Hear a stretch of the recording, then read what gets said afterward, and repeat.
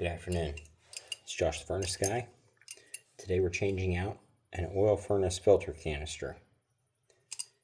To prep, I have an 8-cup Rubbermaid container. That's the size I found is good for both getting into spaces around the oil filter and holding the amount of oil and the filter that you generate doing one of these jobs.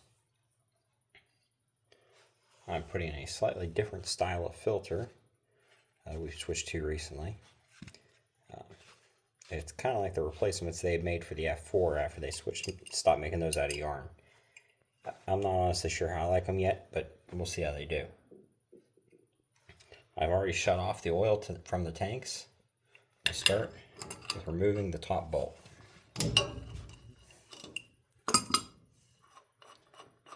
Pretty simple operation for a crescent wrench. That gasket that's on this bolt gets thrown into the waste container. Carefully lift this apart. Let the oil out of it.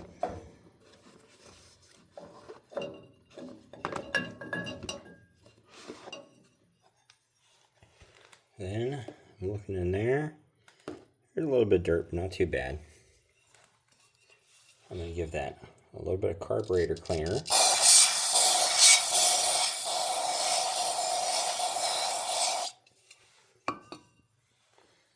The straw isn't strictly necessary at this phase, but I had it in there, so we're going with it.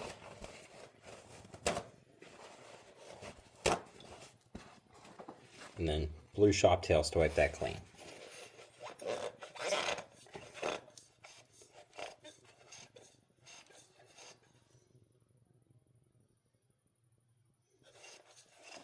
Sorry.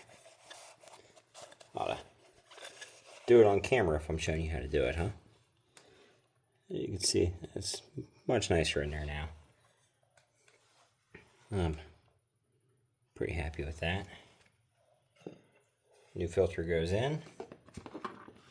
Pull this out of the way. Sometimes you get one where you've shut the valves off and it's still just dripping and dripping, and you really can't pull that pan out of the way until you're ready to do an Indiana Jones and put your canister under. And that isn't the case here, though.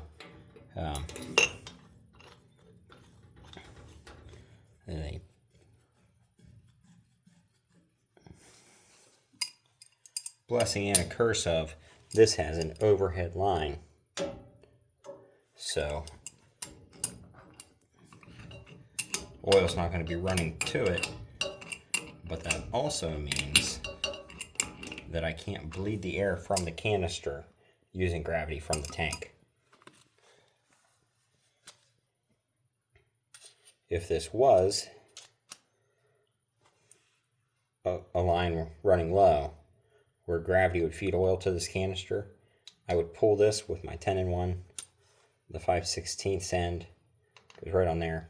Pull that off, put the smaller included gasket back onto that screw, and then turn the oil on.